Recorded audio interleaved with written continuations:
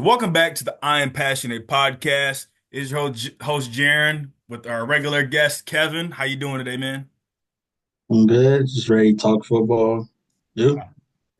So before we even talk about that, I'm actually gonna talk about this on my podcast. This is not even football related. It's about My Hero Ultra Rumble. I'm still surprised as hell. I got Nejire and President Mike in the same role. I already know I'm not gonna have luck until 2027.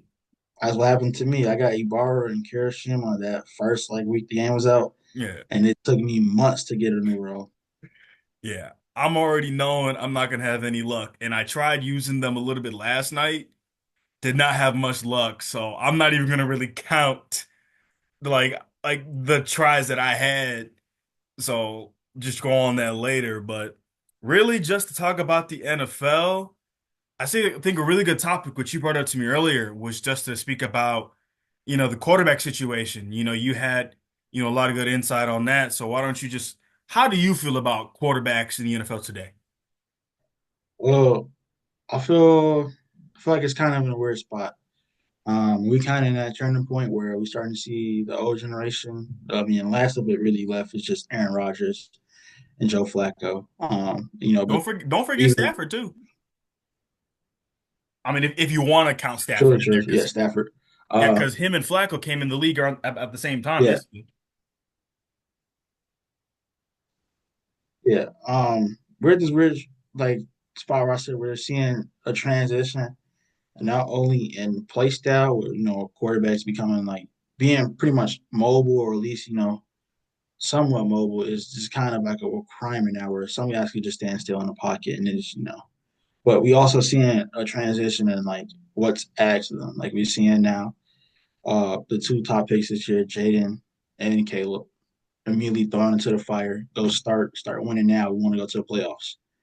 Um, but then we also seeing some of the guys where it's like other teams are taking a different approach. Jordan Love said a couple years. Hmm. Drake made it immediately. Um, JJ McCarthy, I'm not sure. I think they say he might have ended up starting, but it's hard to tell. But guys like him, where you're not necessarily sold on them when you draft them, Hmm. are actually being developed better than guys franchises, really want, which is kind of backwards to me. Hmm. Yeah, But and just to kind of build off of that, like, people thrown in the fire right away. Like, even though Anthony Richardson's not a rookie, he's still kind of a rookie. He played 4 games last year, got hurt, played this year, then got benched for a couple games. And then last week versus the Jets, he put together his best game as a pro. You have Bryce Young, who played, I believe, almost every game last year, if not every game. And, on that, we've talked about it in previous episodes how bad, that Panthers, team is, how poorly constructed it is.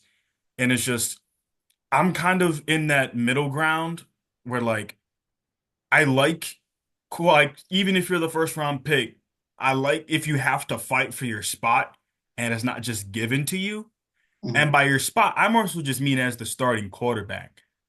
Like, I want to see, like, I forgot who it was. I can't think of the top of my head, but just having that quarterback competition. And if I'm not saying that every first round draft pick quarterback ever, like Shador Sanders is going to be drafted next year, no matter where he gets drafted to.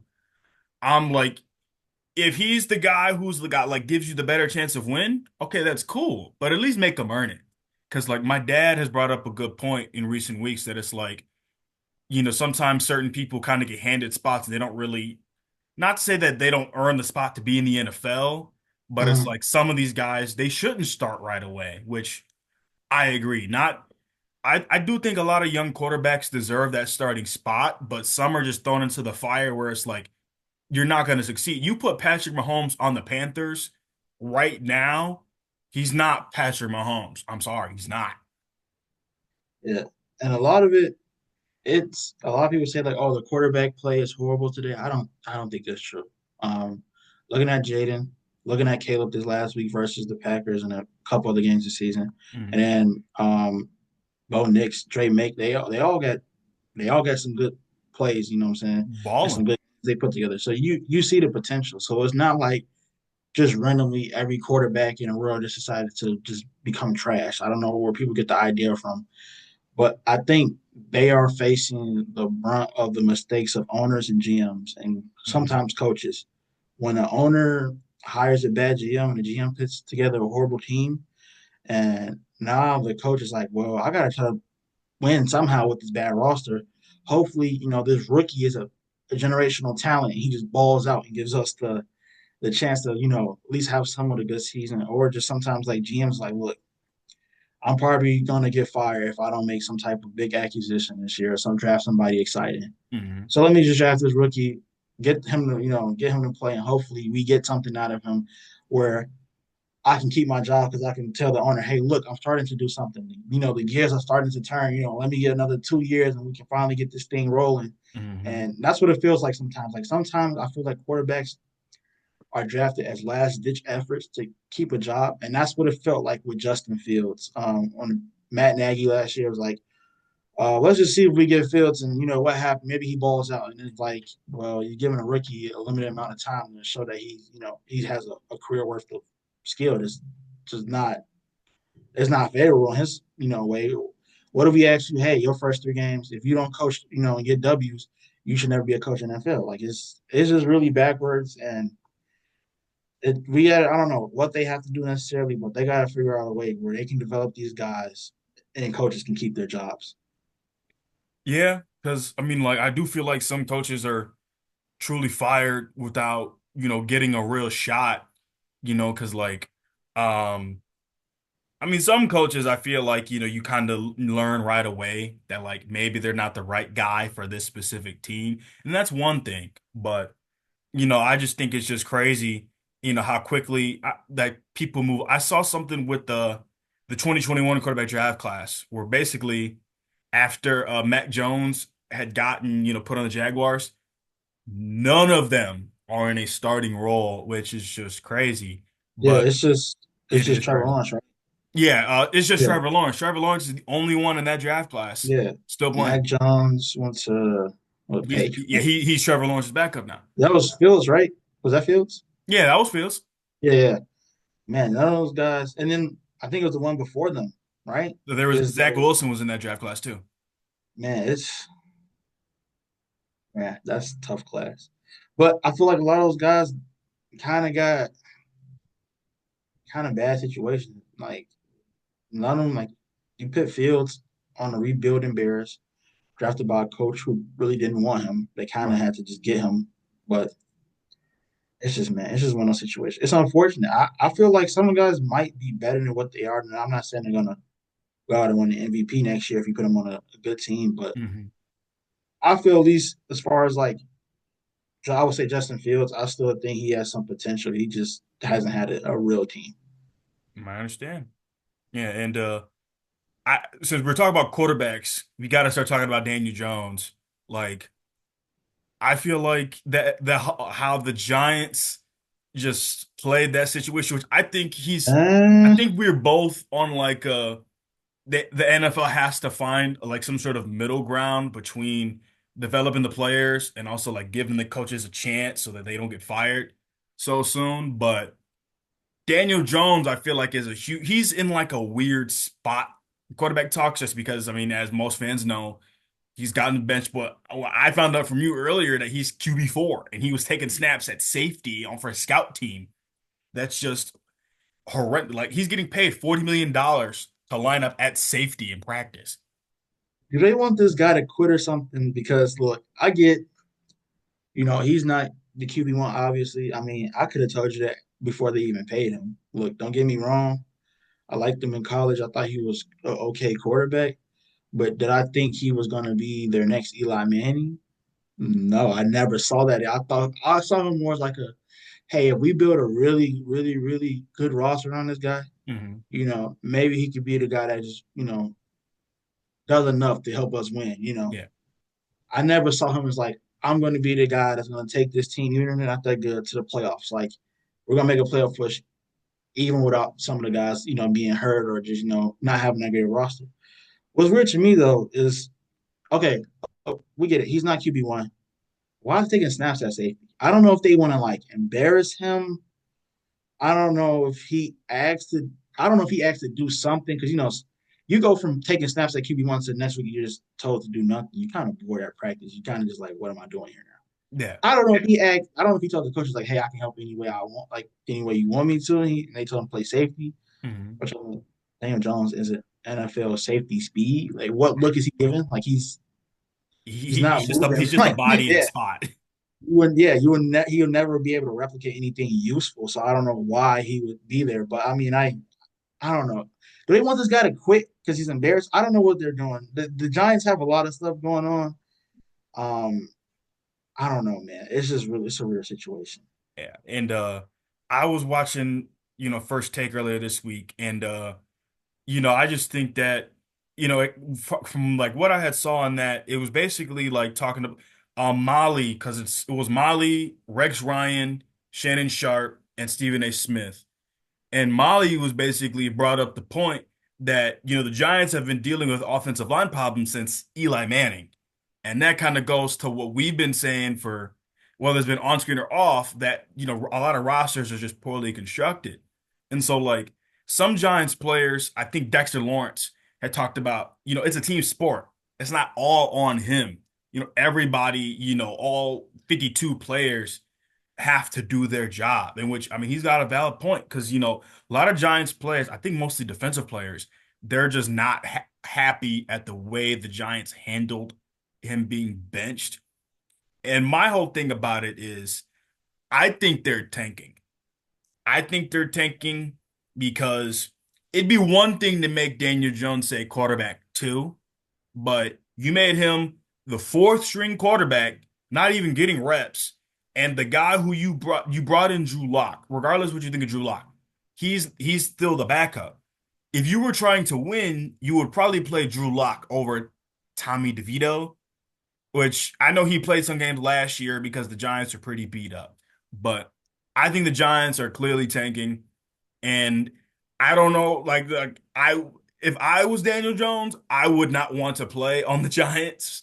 I mean, but like, hey, he's gotten paid. Like, bro, he doesn't have to play another snap in the league ever if he's smart with his money. Like Yeah, with that huge contract that he got. But yeah, no, I just think that's crazy. And like, don't get me wrong. I don't think I never was really high on Daniel Jones. Yes, he looked good that one year where they beat the Vikings in the playoffs, but I just the Giants are just so poorly constructed. yeah.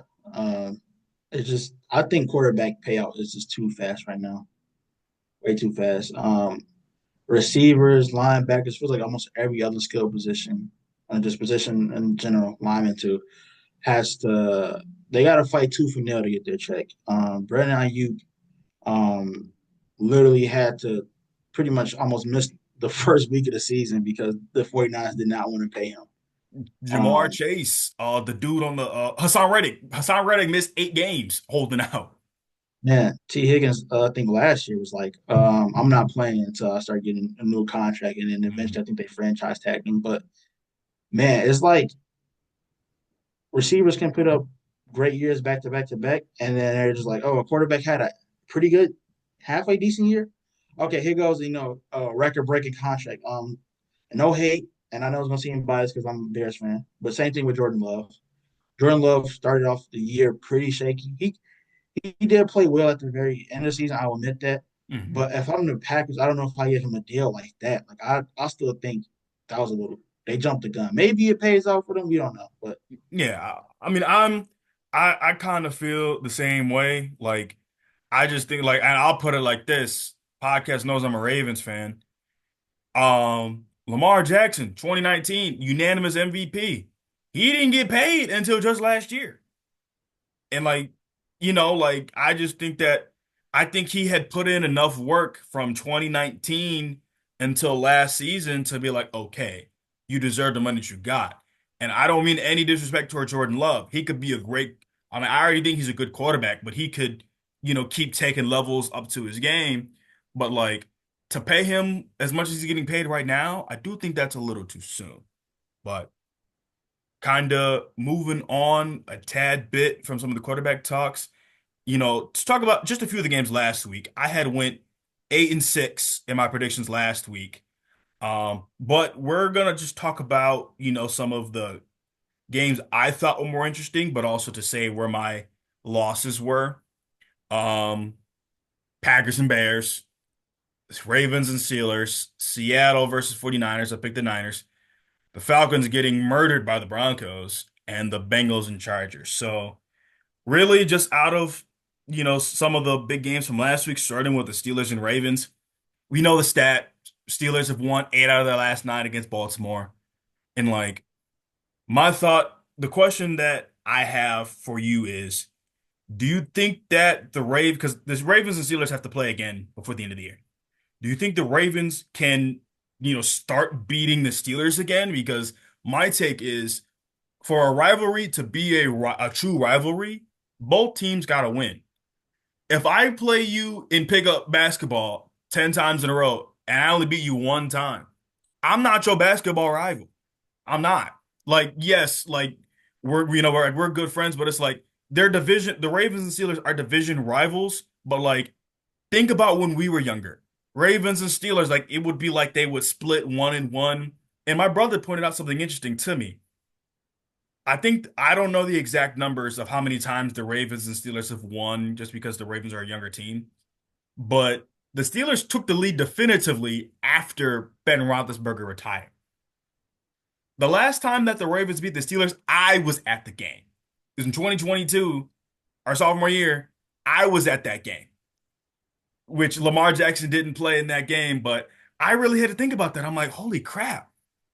But I'm just asking you, do you think the Ravens can, like, if you disagree with me saying like it's not like a rivalry like it was, but do you think the Ravens can start beating Pittsburgh again and it's not just one-sided? Me, of course, yeah. Especially with the trajectory of the teams, we always said, we haven't said this on a podcast, but just with your brother being a Steelers fan, we always say like, look, the Steelers are kind of in purgatory, and I don't know how long they're gonna stick besides Mike Tomlin. I feel like it's gonna be a lot longer than we probably expect, or it might surprise us. But the thing is, the Ravens, even though they did take a step back defensively this year, they're at least trying to do something and continue to keep the ball rolling. And it seems like it could be good. Even if let's say they lose this next game, they have to play against them.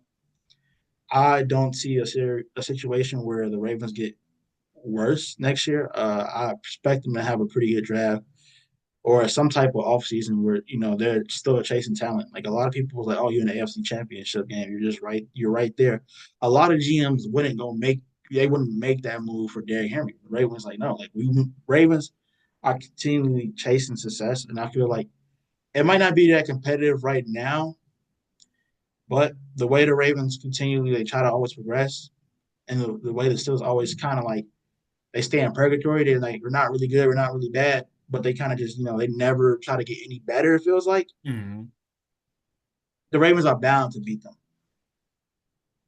I think that's really, really true. And then like the other thing is, even though the Steelers have won 8 out of their last 9, like 8 of their last 9 have been decided by 3 points or less.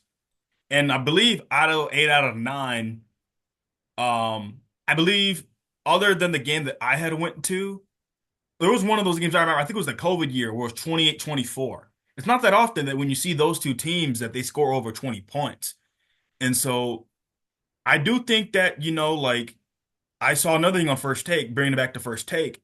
I don't remember the stats with Lamar Jackson against the rest of the league. I more so remember it when Lamar is playing against, the Steelers and the Chiefs. He's 2-9, come out against both of them. But against the rest of the league, it's like, you have those amazing MVP stats. And now I'm not trying to blame any of it on Lamar Jackson, especially what happened on Sunday. That interception that he threw, like I think that wasn't a real by that I more so mean Justice Hill, he got his chain snatched. Like Man, I hate to it's use that metaphor, but I don't think that should count again. Not even just Lamar Jackson, but when quarterbacks throw that kind of interception, that should count against the player they were throwing the ball to. you gotta start ruling these games like baseball games, where like if the pitcher messes up, sometimes it look like he did, and then they go back and look at it, say actually the catcher messed up. That's how you gotta do some of these quarterbacks, because You look at it because we live in a generation where it's a bunch of box score watchers.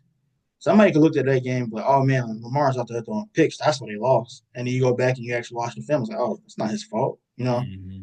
They gotta start putting a little asterisk next to these interceptions or something like, hey, he threw 10 interceptions last year, but seven of them weren't really his fault. They were Right. tipped. Yeah, That,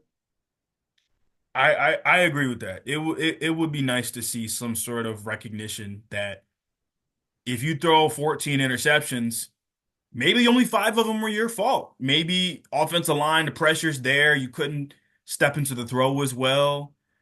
You know what so stuff like that. So it's like accounting for that, I think will be nice. Kind of going on to the next game. I don't have too much to say about this next one because I didn't watch a lot of it.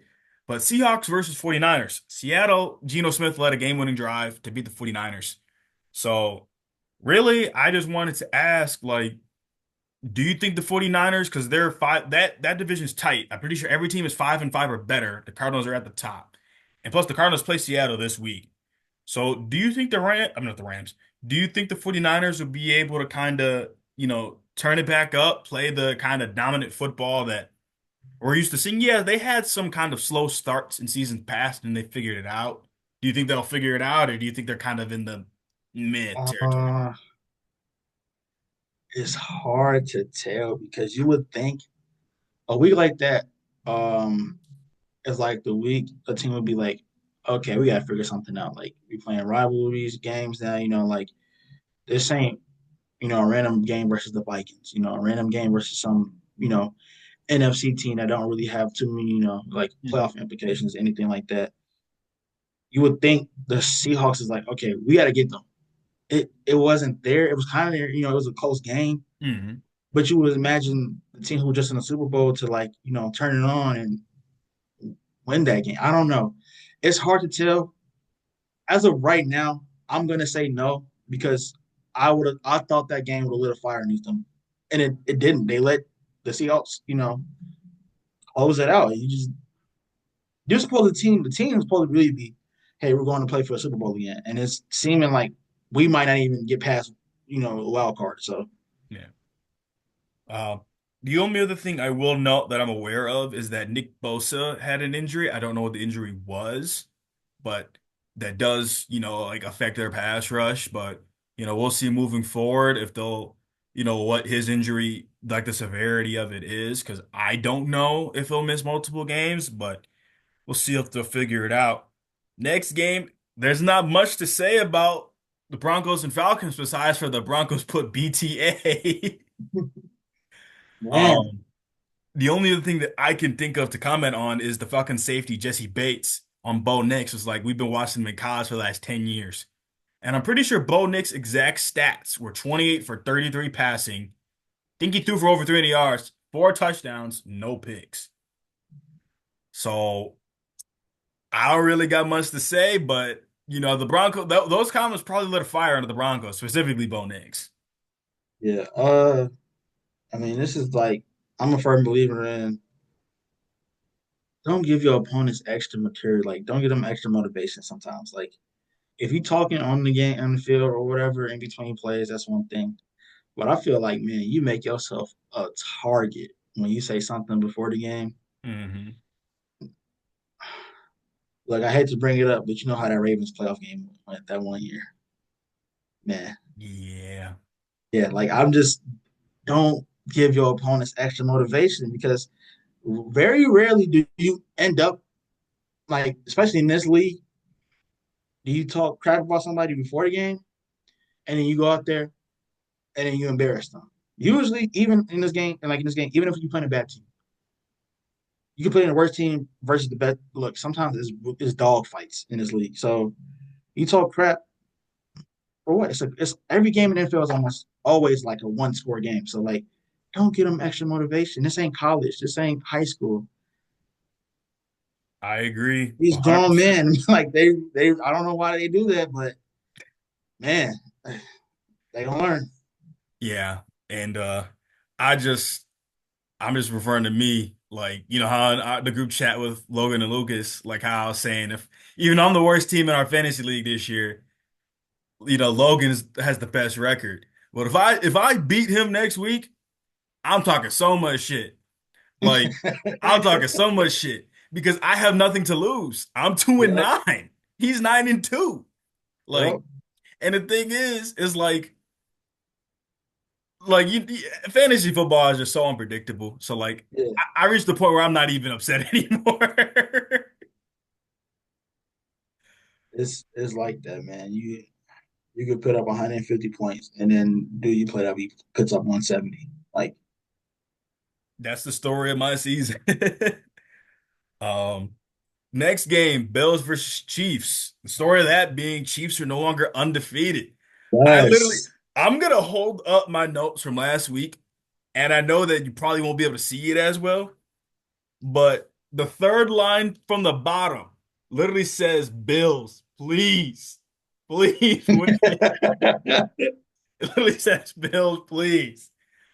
Like, when I was watching that game, I honestly thought the Bills they didn't really have a big lead, so it's like they weren't really going to blow it. But I kind of was thinking it's like they didn't really feel like they were dominating. Because like I feel like against the Chiefs, you literally have to dominate for 4 quarters. If you ease off just a little bit, you give the Chiefs, the chance to open the door to get back in the game. So like they go down, they score on their first drive, they miss the extra point. I'm like, uh-oh. Like I'm thinking in the back of my mind, I'm like, that Yeah. might come back to bite them. And then they intercept Patrick Mahomes, like his first throw. I'm like, oh. And so then just kind of fast forward a little bit, to the end of that game. It's 23-21. I was sitting next to my dad. I'm like, you got to go for this. I'm like, if there's any other two teams, I'm like, maybe you don't have to. But it's like you have, even though statistically Patrick Mahomes is not having a good year, you have the pretty much undisputed best quarterback on the other sideline. And if he's only down by a touchdown, you already know he's going to go down and get it somehow, whether it's legitimately or through the refs, whatever you want to say. He's going to go down and he's going to find a way to get those points. But Josh Allen on that run, that was crazy. That was Yep. crazy. Yep. I think that's the biggest takeaway um of that game for me. Sitting there watching it, and then I kind of always, it always felt like you were saying, somehow the Chiefs gonna find a way to win. The Chiefs are gonna find it. It didn't matter if the Bills had like a nice interception, a nice sack. It didn't feel like I just felt like I was debating even turning the game off right before that big run that Josh Allen had. Yeah. I was like, dude, I don't want to watch this. I feel like I'm gonna get mad if I sit here and watch the Chiefs come back, and I'm like, dude, like, should I just play the game or something like that? And I was like, you know what? Let me see what happens. And then Josh Allen had that crazy run, and I was like, okay, I believe. Once he had that touchdown, I was like, okay, I believe that they're gonna win now. Like, I think that was the nail in the coffin, and it kind of was.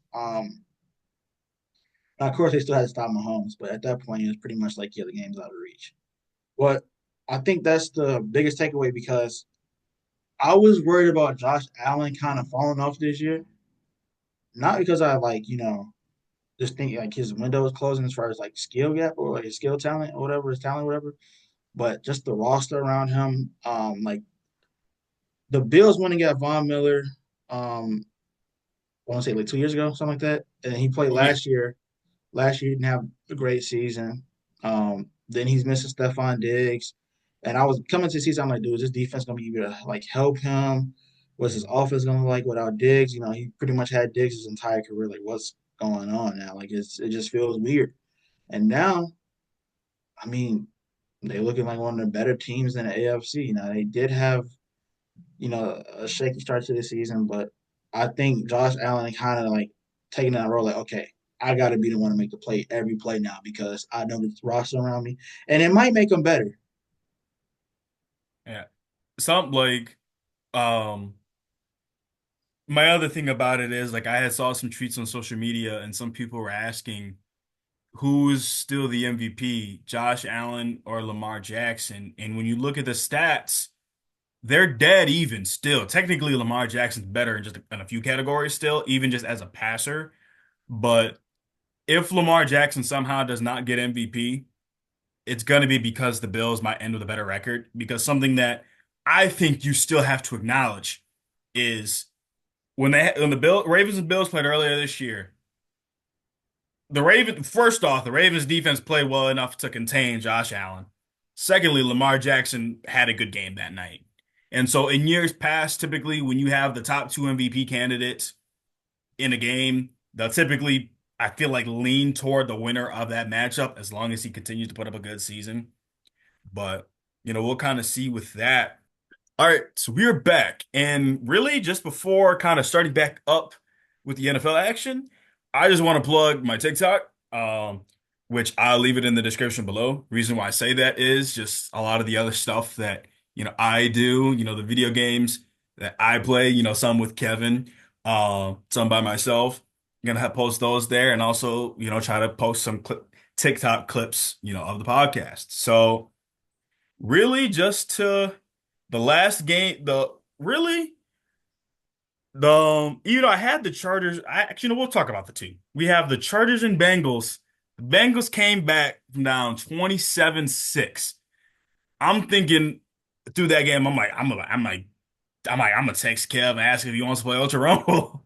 Like, text play video games, because I'm not gonna lie, I'll get a little bored. But then, Bengals go down the field, fourth and goal, Jamar Chase slant, touchdown. Then, they get a stop on defense. What do you call it? Another fourth down, I believe. T. Higgins over the top, touchdown, 27-20. I'm like, oh crap. Then with Justin Herbert, he was been able to run like the entire game. And then on one of the plays he runs, he fumbles. They get the ball back and score again. I'm like, this shit's a game.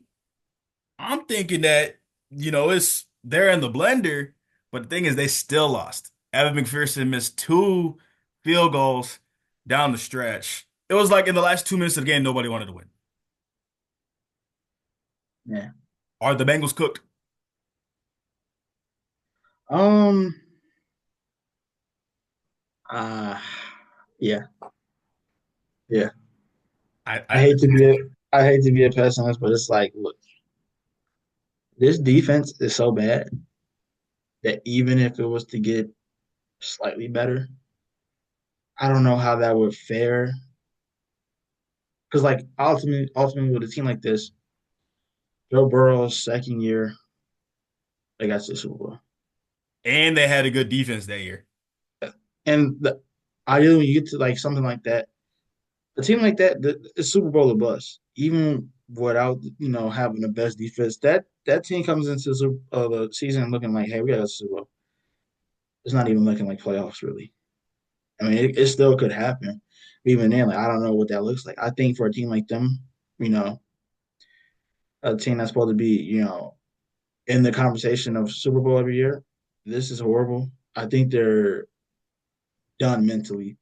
I think a lot of players are going to start to check out. Like, man, the season is over with. They might have to just regroup and look towards next year. Yeah. And last thing to say about the Bengals is I believe they made a huge mistake not paying Jamar Chase sooner, because I'm pretty sure he is basically on pace to be the Triple Crown like Cooper Kupp was when they won the Super Bowl against the Bengals. Pretty sure he's got the most receptions, he's got the most yards and most receiving touchdowns. And because like I don't know what his contract was supposed to look like when they were in negotiations, but whatever it is now, you need to time and a half that bag. And also, it most likely means T. Higgins is going to be out the door, which I think that's because I think part of what makes the offense deadly is Jamar Chase and T. Higgins. Not to say that they won't be good without him, because they will, but I think that's what makes their offense deadly. And really, just the last game to talk about before talking about this week, sadly, your Packers and Bears. And the only thing I have two things to say about that. Yeah, that's one of my things. Thing number one, they had about what, 30 seconds left? The timeout, I believe. So even without using that timeout, you can feasibly call two quick plays and get them off. I think it was second down. So you could have run a second down play and you could have run a third down play. And if something bad happens, you have that timeout in your back pocket. You could have run a quick little out route. You could have Caleb Williams on, read option had been doing pretty well in the game, whether he keeps it or not. It had been working. I think every Bears fan or even people who live in the Chicago area was like, how do you not run another play in that situation? So what are some of your thoughts on how the Bears game ended? Look, I ain't got too much to say. I'm still kind of speechless watching it. Um, Look, I'm not shocked that we lost. I'm just more shocked how it happened. If we were to lose, I thought it would be like, Green Bay going down and scoring late on us. I didn't think we would just get a field goal block. But it goes to what I've been saying since what game was that? I want to say Houston. So week two, earlier this year. Yeah, Houston, and then I want to say it was another game. Well, Washington confirmed it, but Matt Eberflus can't coach late game. He can't. He cannot coach late game. Now, in other areas, he's all right. You know what I'm saying? Like with adjustments, I've seen him throughout the year. Like the second half adjustments are pretty good most of the Mm, time. But when it comes to like decision making, mm. his game sense is at zero sometimes. Like I don't know if you've seen that clip of Caleb really begging to go for it on fourth down. Yeah, I've seen it. And he got Even it. even when it happened live, I was like, I'm Yeah. like that's what you want to He's see from your quarterback. he Matt Eberflus is so scared of making a mistake that it's hurting him. He was so scared about the Bears doing something stupid on that last play, like maybe taking a sack and get out of Mhm. field goal range or fumbling. In this league, you're not going to win if you play scared. You will not. Green Bay, every time they play Chicago, they play fearless. They come to They also literally play blow us out. free. Yeah, yeah. They come to embarrass us. And the Bears, you're in, like Matt at this point, like your career's on the line. What are you scared of? It's either win or you're fired. I don't get it. I don't want to go too much on a rant, but that's all I have to say. Win or fire, you get fired. Why are you scared? I You get got it. nothing to lose. Only my closing comments about it before going into next week's games is we've had the conversations all year about Matt Eberflus and Shane Waldron, whether it's been on this podcast or not. And some of the things that I've been like, my dad has typically said this. There's a difference between trying to win the game versus save your job. He's trying to save his job and not go win the game. Because me, as a fan, as a former athlete, if my coach at least put us in the position to win the game, but we came up short, I can't be mad at that. Because, we were put in the best situation we could be put in to try to win the game. We just came up short. They got us today. We'll get them next time. And I think that's just describes the Bears season personally. Like they've got a lot of talent. They do. It's just I think they're suffering from they're trying and it's just I think you can say that about the last few Bears coaches, the Bears coaches of our I'm not gonna say that about Lovie Smith because I feel like Lovie Smith, despite some of the previous things that I've said to you about him, he was coaching to win them Yeah, the games. Bears at coaches least we got to the past have Super not. Bowl. If we got to the Super Bowl, at least for him, I can appreciate that. Yeah. NFC, we got it to what? Two NFC championships. We won one, went to the Super Bowl. Yeah. I can at least look. The closest I've seen since then, as a Bears fan, is 2018. I think random. We had like a random win versus I think the Seattle Seahawks in the playoffs. Well, regardless, besides that, the some of my latest playoff memories is literally losing to the Saints and then a double doink. Yeah. I get that. It's So, bad out here, man. yeah. So we're going to talk about, the week 12 games. We're going to give our predictions. I got them all pretty much lined up on my phone here. Um, so we have tonight's game, Steelers versus Browns. It's in Cleveland. So a lot of people online I've been seeing, they think this is going to be a trap game for the Steelers because you beat the Ravens at home. It's a short week. You're on the road. I think that this game will be sloppy because AFC North games, division games are typically close fought and it's a short week. I see the Steelers still winning, but not convincingly. Like it might be, I don't think Chris Boswell's going to kick 6 field goals, but I think it might be like a 21-17 type game. Yeah, I kind of in that same thought. Like AFC North games are sloppy sometimes. It's a dog fight. But if it's anybody who knows how to win a dog fight when it's sloppy, it's the Steelers. So I'm gonna go ahead and pick them. That's my pick for tonight. Me too.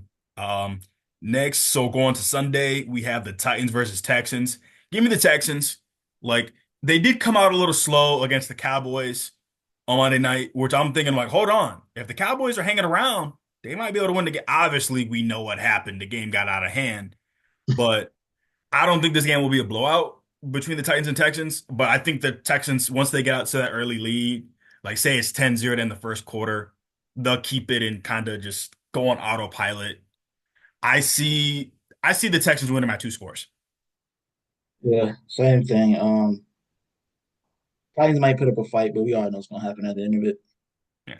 So I'll let you speak first on this next one, and I highlighted it, the Vikings and Bears. I'll let you speak first on some of your thoughts about it. Honestly, I think this game, as much as people want to say like the Bears' offense has turned around, it's got to be on. It's a defensive game this week. It's going to come down to what defense plays better. These are both two of the best defenses in the league. It's going to come down to which one plays better. The thing with Sam Darnold and the Vikings, and the same thing with Bears, you don't know which version you're going to get. But I think what these defenses week in and week out, they both look pretty good. So Mhm. it's really going to come down to who plays more sound on defense, who makes less mistakes. Ultimately, I think the Bears can win. I'm going to go with the Bears, even though it's already a biased pick. I would say, despite the loss last week, the Bears are trending up, Agreed. and I don't think this Sam Darnold, whole like, oh, he looks good, he looks bad, he look. Hmm. I think he's going to look bad for the rest of the season. I got Hopefully, you. Yeah. So, and also just with the bias pick, I mean, I pick the Ravens every week. Like, like there are like like typically like in the past, like I know you've listened to it. Like I'd give reasons as to why a team could beat the Ravens and vice versa. So my podcast already has bias built into it personally, but I kind of have the same thoughts you do. But the only thing that I'd like to add is I think that this game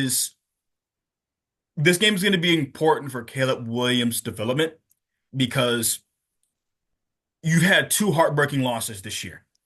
Not gonna have like relive them right now, but the Vikings are a team. Brian Flores is their defensive coordinator. He blitzes a lot, a lot. So I think the offensive line for the Bears, if Caleb Williams has time to go through his progressions, I think he'll do like at this point for him, as long as he does not mess up and give like he doesn't lose the game for the Bears, I think that spells a lot. But if that rush is getting there, I don't really see a lot happening. But I do think this is going to be more of a defensive game than people are expecting. And a lot of people don't put respect on the Bears defense. Like Montez Sweat and Jalen Johnson are their two big names. Like, don't get me wrong, like Tremaine Edmonds, I think TJ Edwards, both great linebackers. But I wouldn't say they're as big names as Jalen Johnson and Montez Sweat. But I think other than the defense, this game comes down to how can Caleb Williams handle the blitz. And I'm hoping that the Bears, offensive coordinator, they kind of scheme around it because get some quick throws because if Caleb Williams has to drop back, if they run intermediate to deep routes early, I don't see it being good for the Bears. But I'm gonna pick the Bears because, like you said, I think they're trending upward. And I think that this coordinator is also kind of adjusting better than Shane Waldron had done. Like, I feel like we saw those adjustments early last week. Like the Bears go down against the Packers, they kick a field goal. Then, you kind of see that still kind of like aggressive play calling. Like yeah. they're not playing safe with their hands in their pockets. They're like, we're gonna go punch them out. So give me the Bears. I think this game will be close. It'll be decided within the last 2 minutes. Yeah. Um, Next game, Cowboys versus Commanders. Give me the Commanders. What do you Well, think? it's gonna be a beatdown, I think, man. This feels like one of those, even though both teams necessarily aren't at full, I say like health, I guess. Mhm. Um, Look, it's one of those games. Look, you Washington Cowboys have been pretty good for like this. Is a free chance to knock the bully out. You're gonna take your best swing. And that's what the NFC. he just felt like this year Washington kind of getting revenge for the last couple of years. So I agree. I agree. I feel like Washington had kind of been in that little brother type role, and while the Cowboys and Eagles were fighting to be that like big brother sort of thing. And I don't think going down the stretch, I don't think the Commanders will win the division. I think they'll still compete and make it close. But I think come in the future, because I think they're the division that's gone the longest without like a back-to-back winner. I think since we were like, we're both 23. I think since we were like the Eagles did it. I think the year we were from like 2001 to 2004, the Eagles went on three straight, division championship runs. Since then, been different winner every year. Because I don't remember who won it last year between the Cowboys and Eagles. I think it was the Cow. It actually might not even been the Cowboys. I'm not 100% I sure. think no, no. You talking about who won the division last year? Yeah, who won the division last year? Pretty sure the Cowboys. I remember Eagles having that big collapse at the end of the year, and then I believe the Eagles. They won it that year. They went to the Super Bowl. I, So I they had, I remember. I remember. Yeah, you're right. You're right. You're right. But yeah, I think the Commanders, I think their offense is going to come out, with a little bit more urgency. By that, I more so mean they didn't play to their standard against the Eagles last week, and I think they'll kind of get right back on the right foot to be able to, build some momentum. So the next game, which I'll let you speak about first, I think this is one of those weird games to tell to the Patriots and the Dolphins. I believe it's in Miami. man, I'm not gonna overhype myself because I'm really hoping that this quarterback class is good. Mhm. Um, like when Bo Nix really started balling out this year, I was excited. I was like, yes, I don't want to hear 5 years from now that Jaden and Caleb or so and so, Mhm. are only. I want every quarterback, JJ McCarthy included, even though he's a divisional rival. I want Mhm. every quarterback to be good in this class, at least somewhat. I think Drake may take another step this week. Mhm. Give me the Patriots, man. Give me the Patriots. I low key was thinking that too because I think, like most of people are probably gonna think the Dolphins because, since Tua came back, their offense has been looking better.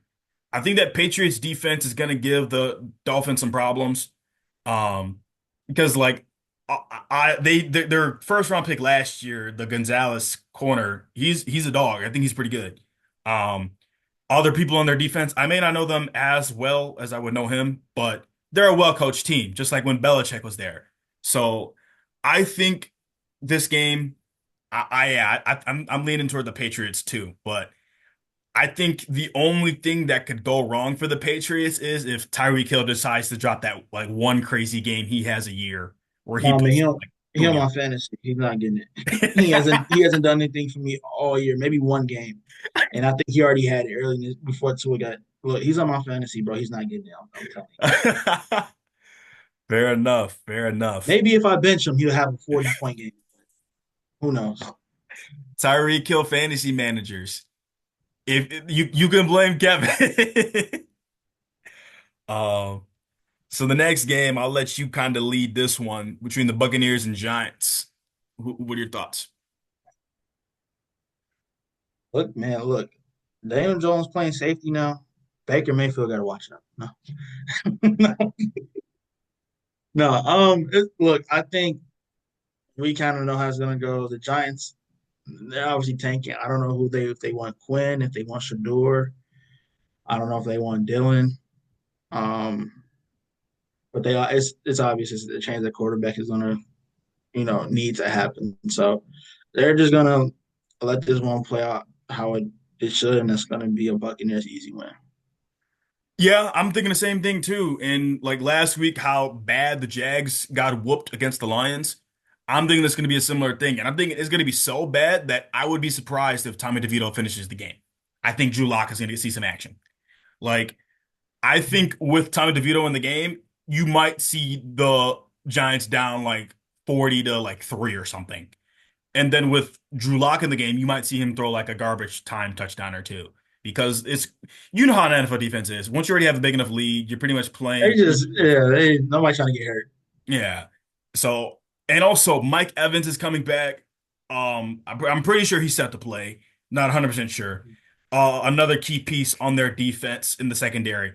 He's set to come back. Yeah, I think like you said, I think the Giants are they're just trying to get to next season and just decide their pick of the quarterbacks.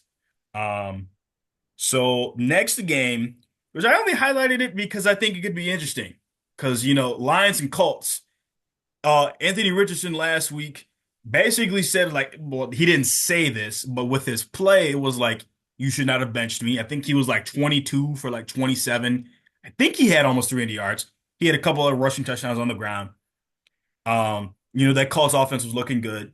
And also the Jets, I'm pretty sure were winning for like most of that game than just Jets gonna Jets. The phrase used to be Cowboys gonna Cowboys, but that's Yeah, describes Jets. But the Lions are playing great football. They're playing great football. Like they a couple of Sundays ago with freaking their game against the Texans, Jared Goff threw 5 picks and they still won. That says a lot about your team if you're able to overcome that. I think this game will be more interesting than what people are going to expect. I think the Lions will be able to win this one though. yeah. I'm in the same boat. I think Anthony Richardson's probably going to play really well. I don't think this team has enough manpower for the Lions. Unfortunately, they are looking ridiculous. So we'll see how it goes, but I'm expecting probably at least a two possession game. But I do think Richardson will look well. He look pretty good. And my only other comments about this game is for some reason, I just feel like for the Lions, because they're on the road, I'm pretty sure the Colts play in a dome. Yeah, I'm pretty sure Lucas Oil Stadium is a dome. I just have the strange feeling that if the game is close for too long, it might not help the Lions. It's one of those like you don't need to be blowing them out tight to, get the win, but I just feel like if you let the Colts hang around, Anthony Richardson might let something shake. So like yeah, I'm still gonna pick the Lions. Next game, we got the Broncos versus the Raiders. This one's in Vegas. Who you got?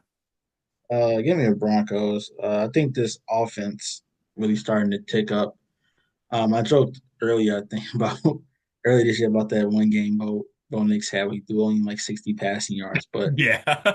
I think they're finally figuring out. Hey, we need to start playing more towards his strengths instead of trying to fit him into trying to put a square peg in a round hole, hmm and it's the other way around. And I think that's what a lot of these coaches are gonna have to learn. Like, get a quarterback. Don't force him to play to NFL play style. Adjust your playbook and your scheme to match his strengths. hmm But yeah, I think the Broncos. I think it'll be a close game still, but I think the Broncos are gonna pull it out. Yeah, I mean, like earlier when I was looking at it, I was thinking, I'm like, do I trust the Raiders? Like, if I trust, it's mostly just because they're at home, but it's like, I think the Broncos are, I think Bo Nix is just playing out of this world right now. And I think he's gonna go into Vegas. I think he's gonna put on a show because I mean, like the phrase, "What happens in Vegas stays in Vegas." It might be belt to ass, but also like the ass whooping might have to stay in Vegas. So give me the Broncos. I think they kind of go in. I think they have a big first quarter, and then they just kind of play the game, the situation that they're in. So now the last 3 games I kind of have highlighted because I think all of them are big games, not just because of, their respective playoff implications. A lot of it, I just think it's kind of a rivalry. Cardinals and Saints, NFC West division rivals.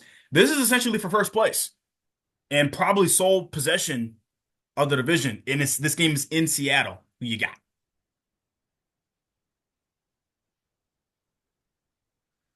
I don't know, man.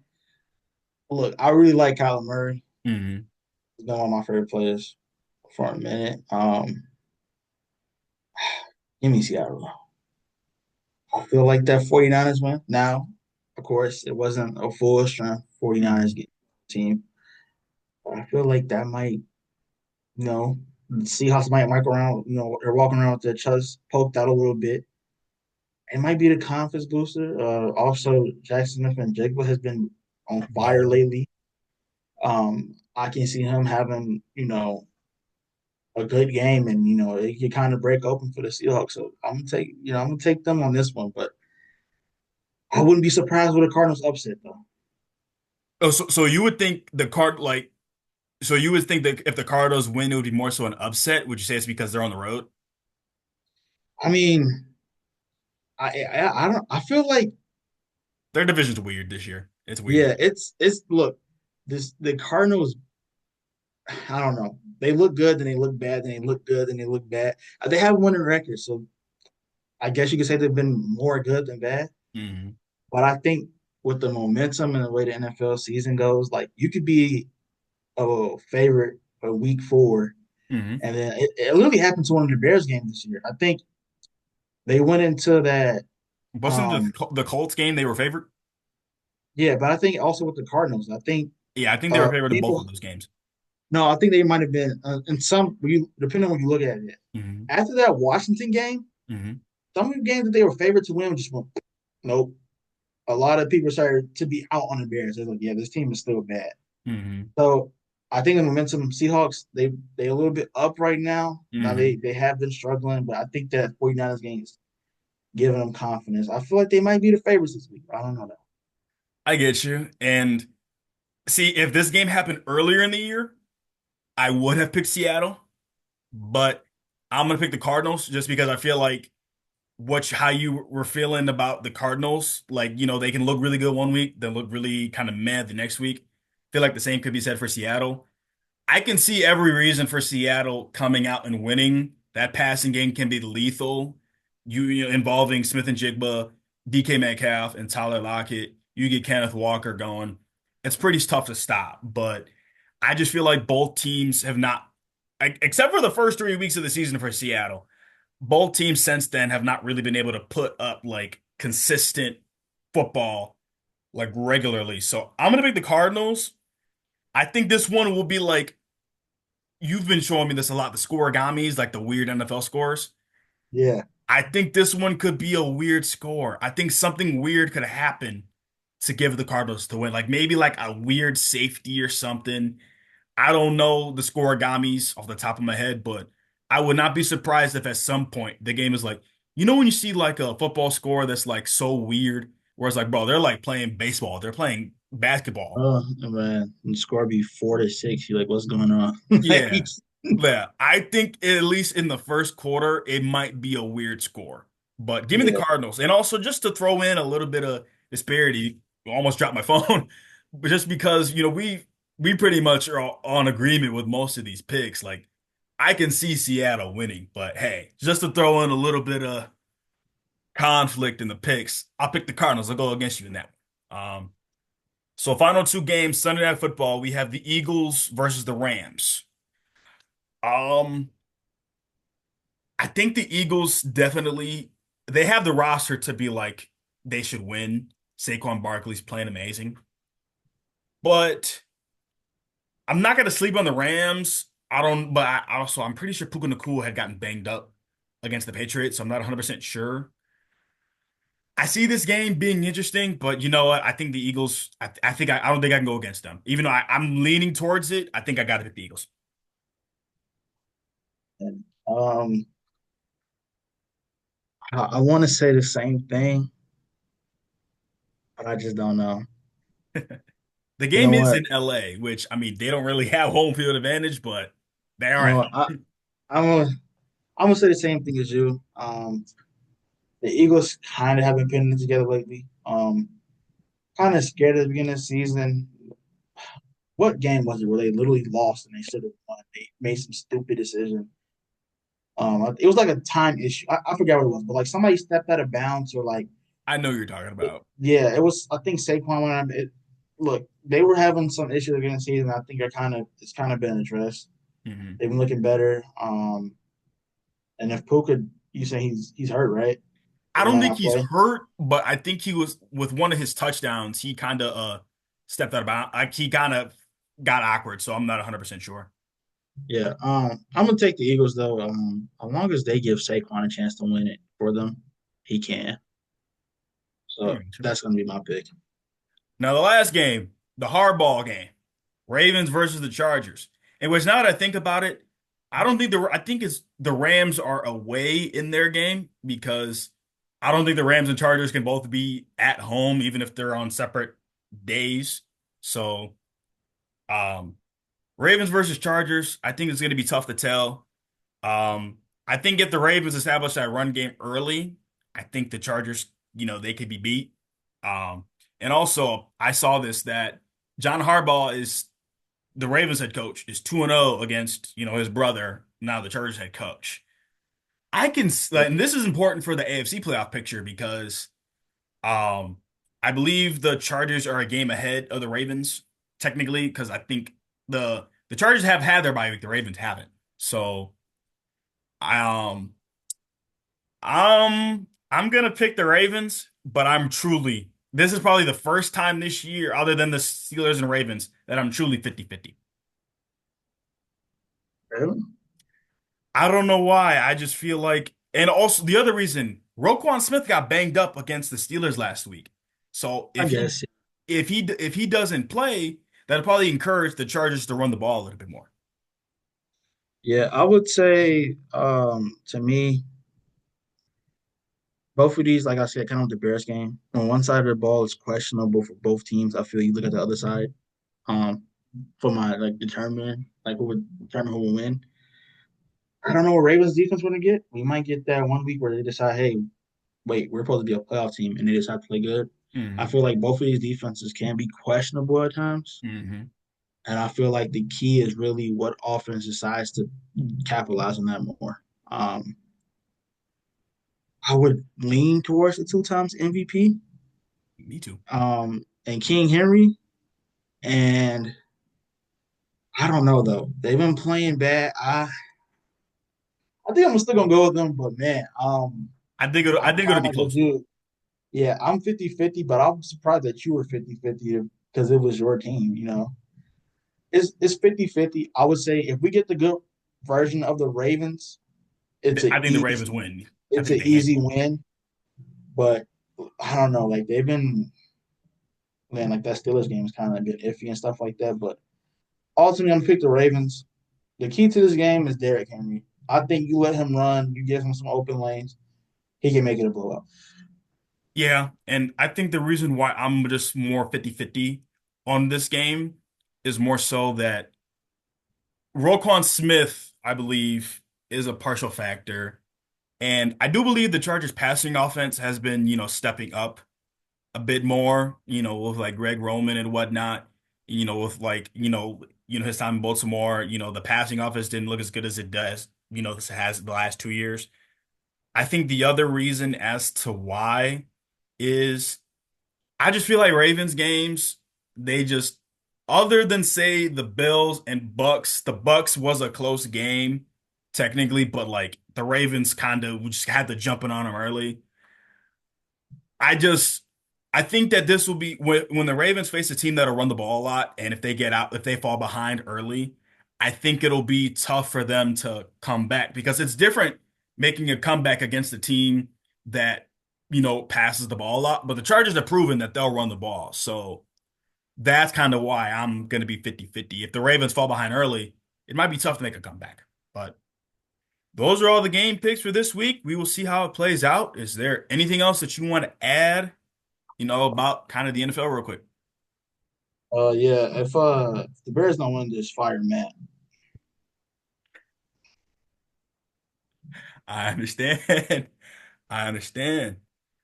And yeah, I think I agree to that. And I'll close with this. The Bears are 4-6, right? Yeah, unfortunately. If they do not finish at least 9-8, and I think you can still make the argument, even if they finish 9-8, Eberflus got to go. Eberflus got. I think the only thing that can truly save his job this time is if he makes the playoffs, which I think they're too far behind. I think the games that they've been losing, I think they needed to come away with a few of those wins.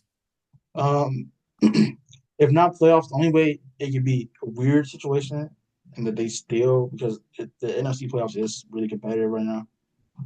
Is like maybe they have like a winning season, but since the NFC North is like super, they don't get in, and he can say like, well, at least we won the majority of our games, but like Mm, winning out at this point would be we have to face Detroit twice, which I mean I think the Bears will beat them at least once, agreed. but you pretty much got to win out this point if you want to have any chance of like keeping your job. Which I mean, when you're scared of the coach, can you really win out? I don't know. I understand. Well, we will end the podcast there. So I want to thank you for joining me, and I want to thank those for watching. Stay tuned for more episodes. And say with these, with the playoff race going to be heating up, gonna have, a bunch of different guests, come on in December, so they can give their takes. I'll have two new guests planned. So, um, but yeah, just want to thank you all for, joining, and coming to listen to us yap about the NFL, and we'll see you next time. Real quick, jumping back in to talk about the Chiefs and Panthers because I forgot to mention it earlier. Kevin, who you got? Oh, look, I want to say Bryce Young. He's back smiling, but let's be real. It's the Chiefs. They got devil magic. They're gonna win. What about give me Bryce Young? I'm kidding. I got the same idea as you. Give me the Chiefs. Isaiah Pacheco might come back, so I think that spells for them. But just again, just want to say thank you all for watching, and we'll see you in the next episode. Bye bye.